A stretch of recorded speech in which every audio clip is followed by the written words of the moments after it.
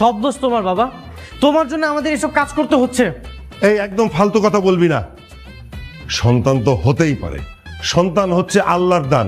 আর তুই তুই মানে এটা নিয়ে যা করছিস না, সেটা কিন্তু একদম ঠিক না। সময়কালে তোমরা যদি বাচ্চাটা নিতে তাহলেই তো হতো। এখন আমি বিয়েটা করেছি, এখন তোমরা নিচ্ছ বাচ্চা। কিছুদিন পরে যখন আমার বাচ্চাটা হবে তখন কি চাচা ভাতিজা মিলে স্কুলে যাবে? হ্যাঁ যাবে, তাতে সমস্যা কোথায়? শোন, আজকাল আমরা সবাই অনেক ব্যস্ত না, আমরা তো অনেক ব্যস্ত।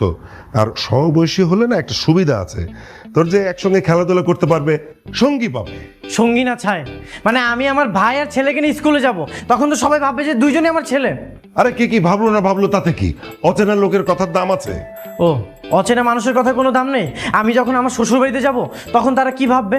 লজ্জাতে আমি তাদের সাথে কোনো কথাই বলতে পারবো না। হ্যাঁ, এটা এটা অবশ্য একটু লজ্জার বিষয়। একটু?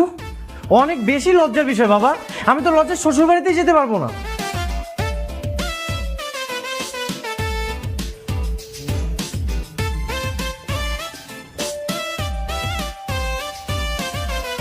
কি ব্যাপার, এখনো শাকসবজি কাটা হয়নি?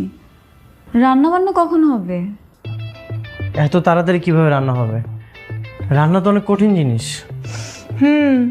রান্না অনেক কঠিন জিনিস, আমরা তো কোনোদিন রান্না করিনি, তাই না? বাবা, তুমি তোমার ওয়াইফকে এখান থেকে চলে যেতে বলো। আমার ওয়াইফ? এই আমার ওয়াইফ তোর কি হয়? মা। মা? তা তুই তোর মাকে বলতে পারিস না? বললে তো আবার দোষ হয়ে যাবে।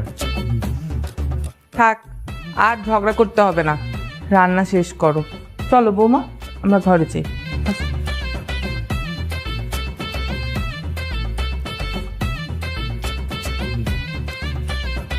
কর কর, ঠিক মতো কর, যেন আশ থাকে না।